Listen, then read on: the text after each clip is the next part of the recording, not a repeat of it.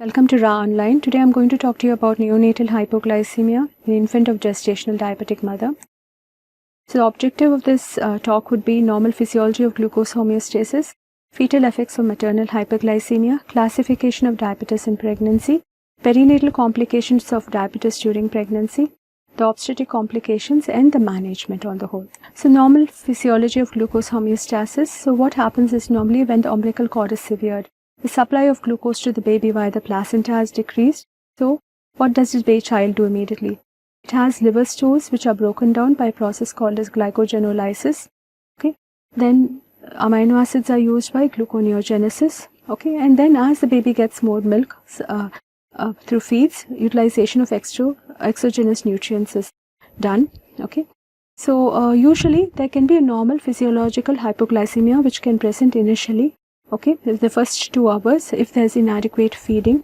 Okay, so this was seen in the GLOW trial in 2020, which showed that there was a rapid decline in glucose in the first 1 to 2 hours, and then there was a subsequent increase to the normal age of 65 to 70. Okay, this transient hypoglycemia when there is at risk can last even up to 4 days.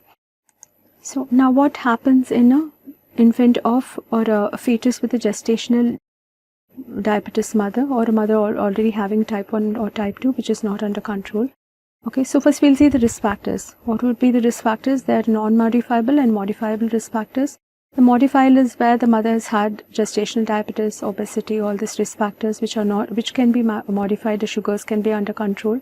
Okay, and the non-modifiable is when there's already a previous macrosomic delivery, the height, weight, ethnicity, parity and all that.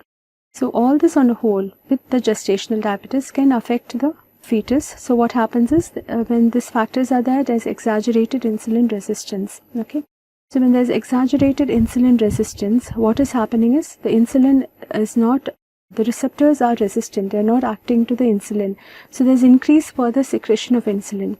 Okay. Even though there's increase, there's a reduced insulin effect on the receptors. So when there's reduced insulin effect on the receptors, what is happening? The insulin is not getting converted into glycogen. There's increased glucose, but it's not getting converted. There's a maternal hyperglycemia. And all this causes increased nutrients to the fetus. So because the mother is having increased sugar, the delivery to the baby is also much more. Apart from that, there's also increased breakdown of maternal fat stores. There's dyslipidemia, and this also increases nutrients to the fetus. Okay. There's alteration in the placenta. There's increase in insulin-like growth factor. That also causes increased in altered fetoplacental nutrient transport. There's increased transport. All this causes increased glucose to the fetus. So when there's increase in glucose to the fetus, what is happening again in the fetus? There's more than what the baby is utilizing. So there'll be hyperinsulinemia there also. And this results in fetal macrosomia. Okay.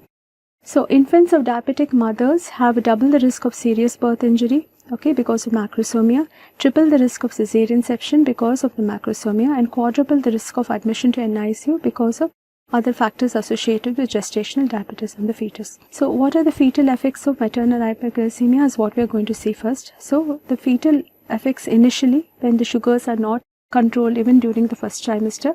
This is mostly seen when the mother who is already a diabetic before even conception. She might have had a type 1 or type 2 diabetes where her sugars have not been under much control. Then they can have improper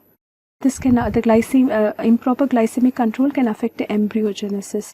Okay, and this is very, very important because when the embryogenesis is affected, this can result in birth defects. Okay, and this critical period of teratogenesis is usually the first 3 to 6 weeks. So when there are such at-risk mothers, to see the blood sugar levels, do the glucose tolerance test even much more earlier. Okay, so there's a chart which shows that the first trimester HbA1c and the duration of diabetes is strongly associated with the fetal congenital anomalies. So when the HbA1c is greater than 8.5, there is a 22.4% increased risk of congenital anomalies. So in the first trimester, when the sugars are not very much under control, it can cause significant birth defects. Okay.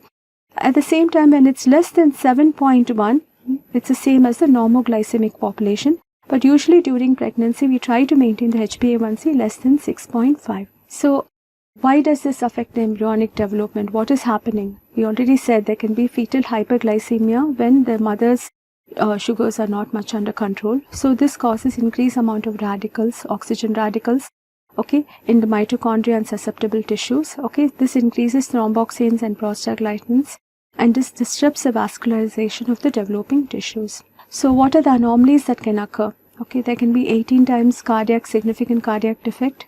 They can have CNS anomalies, 16 times much more risk.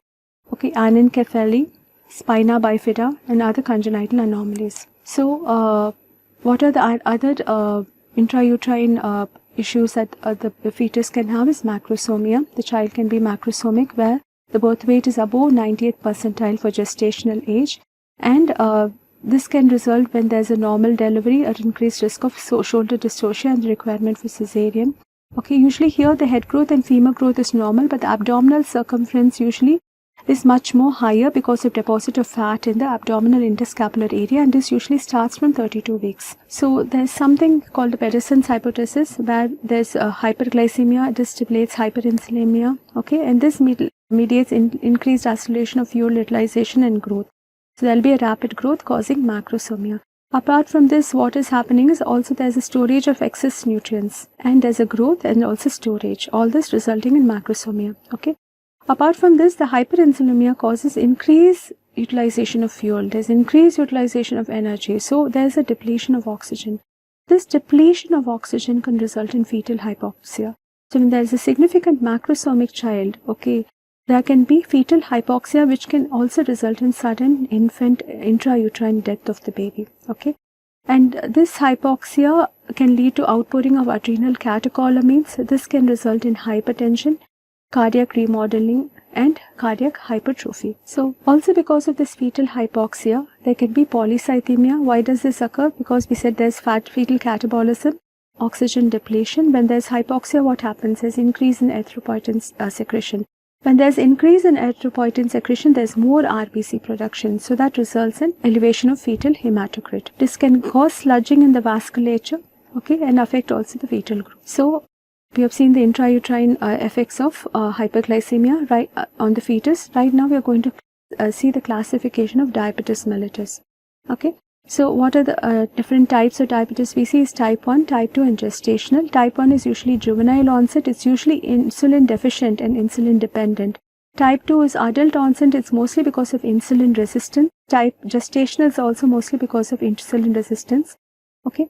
So, type 1 is ketosis prone, type 2 is very rarely ketosis prone.